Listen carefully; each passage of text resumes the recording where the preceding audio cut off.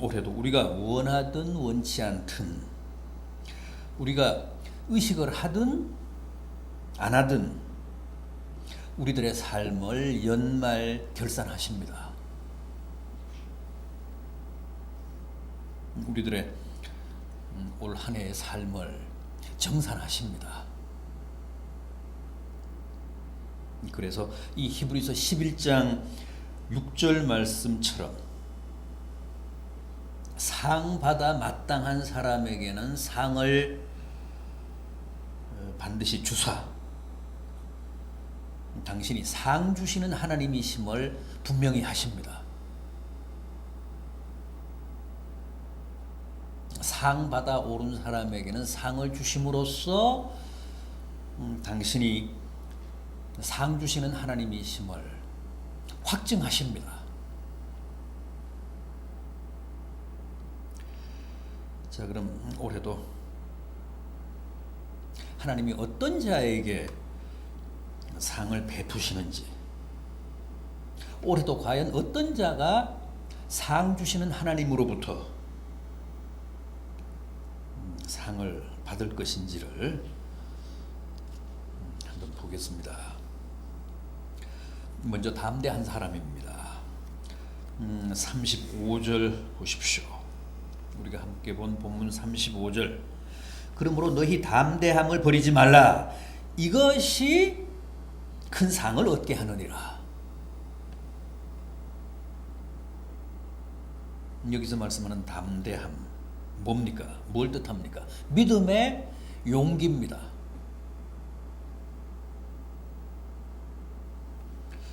믿음에도 용기가 필요합니다. 믿음에도 담력이 필요합니다. 믿음에도 모험심이 필요합니다. 담대함이 없는 믿음은 힘이 없습니다. 신앙생활은 그야말로 신령한 모험인데 담대함이 없으면 신앙생활에 아무런 모험이 없습니다. 그래서 담대함이 없는 믿음은 역사를 이루지 못합니다. 용기가 없는 믿음은 역사를 이루지 못합니다. 우리는 인간적인 만용이나 인간적인 호기 같은 것은 경계하고 절제해야 되지만 믿음의 진정한 담력은, 믿음의 참된 용기는 꼭 가져야 합니다. 그래야 비약이 있고 신앙생활에 도약이 있습니다. 진정한 발전이 있습니다. 그리고 상을 얻습니다.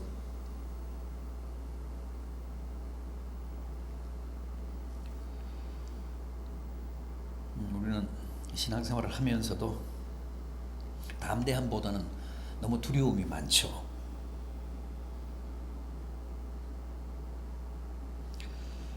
신앙생활을 하면서도 우리는 참 나약합니다.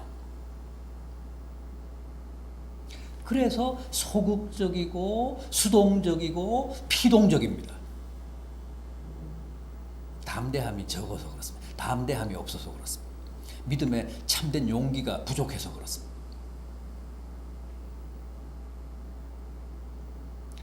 부디 그런 소극적이고 부정적인 믿음을 극복하고 보다 적극적이고 보다 모험적이고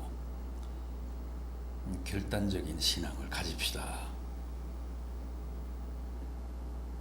그래서 담대함을 버리지 말라. 이것이 큰 상을 얻게 한다고 말씀하신 그대로 담대한 신앙을 가진 자에게 베푸시는 큰 상을 얻는 복된 은혜가 있기를 바람하지 않습니다. 다음은 인내심이 있는 사람입니다. 인내하는 사람입니다. 이어지는 36절을 보십시오. 너희에게 인내가 필요함은 너희가 하나님의 뜻을 행한 후에 약속하신 것을 받기 위함이라. 늘 말씀드리지만은 신앙생활이란 한마디로 인내와의 싸움이잖아요. 인내와의 한판이잖아요. 인내심 없는 믿음은 없습니다. 인내가 없으면 아무것도 없습니다. 기도 응답도 없고 고난이나 시험도 이길 수 없고 은혜도 주님이 약속하신 축복도 누릴 수 없습니다. 하나님의 뜻을 행한 후에 약속을 받기 위함이다. 하나님의 뜻을 행한 후에 약속하신 상을 얻기 위함이다.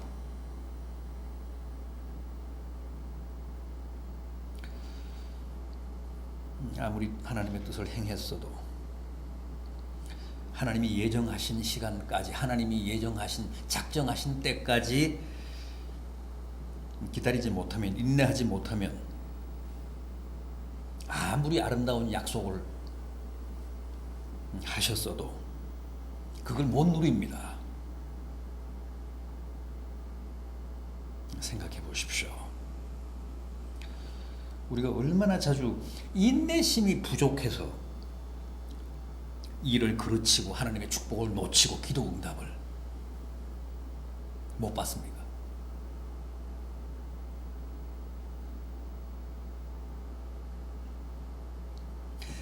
인내심만 있었어도 지금보다는 우리가 더 많은 은혜와 축복을 누리며 살 수 있었을 겁니다.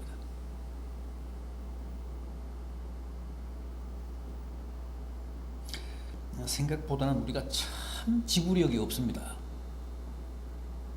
생각보다는 우리가 참 경박합니다. 이론적으로는 다 알잖아요. 저도 누누이 여러분들에게 그렇게 설교했잖아요. 우리의 시간과 하나님의 시간은 다르다. 우리의 시간표와 하나님의 시간표는 다르다.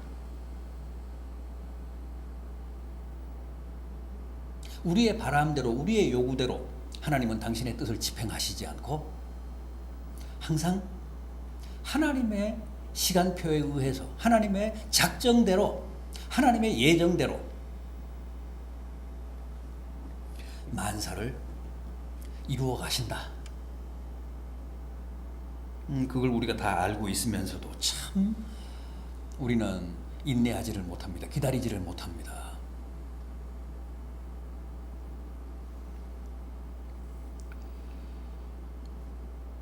올해도 끝까지 인내해야겠습니다. 참고 기다려야 합니다. 그래서 누구도 인내심이 부족해서 너무 조급해서 하나님이 약속하신 상을 놓치는 안타까운 일이 없기를 진심으로 바람하지 않습니다.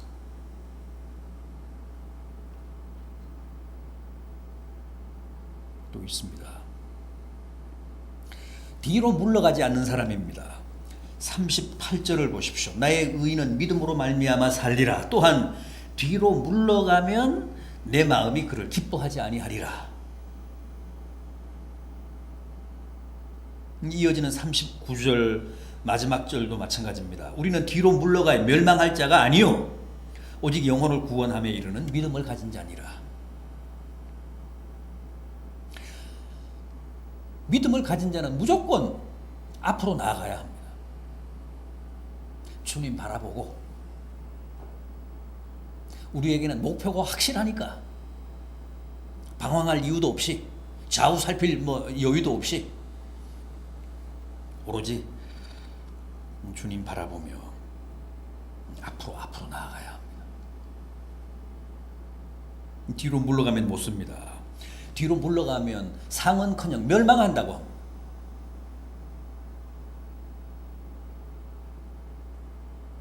우리는 믿음을 가진 자들이기 때문에 뒤로 물러가서 멸망해서는 안 된다. 반드시 앞으로 나아감으로써 상 주시는 하나님께 은혜를 입어야 한다는 겁니다.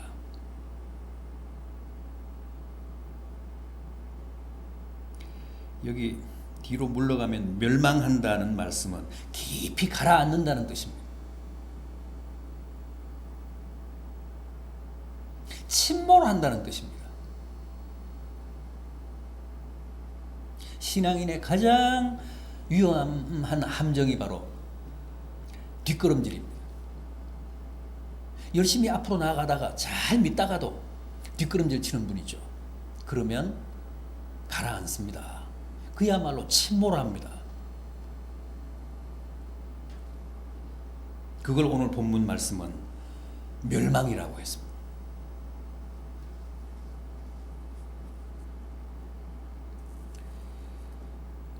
우리는 자신의 신앙을 불과 1년 12달도 잘 관리하지를 못합니다. 그래서 항상 비틀거리고 때로는 뒷걸음질 칩니다. 기억하십시오. 우리가 뒤로 물러가면 하나님은 절대 기뻐하지 않으신다고 합니다.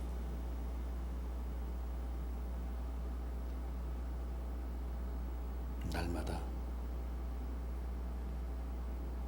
조금씩이라도 앞으로 나가야지. 툭하면 주춤거리거나 뒤로 물러가면 절대 하나님을 영화롭게 할 수 없습니다. 그런 우리의 모습을 보시면 하나님 기뻐하시지 않습니다. 우울해하십니다. 안타까워하십니다.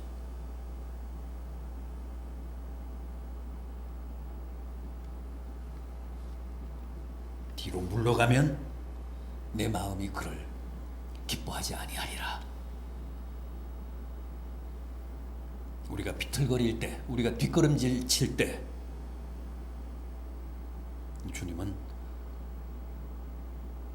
슬픈 표정으로 우리를 지켜보십니다. 주님만 바라보고 담대하게 앞으로 나가셔서 올해도 다 주님이 약속하신 아름다운 상 받게 되기를 진심으로 기원합니다. 기도하시겠습니다.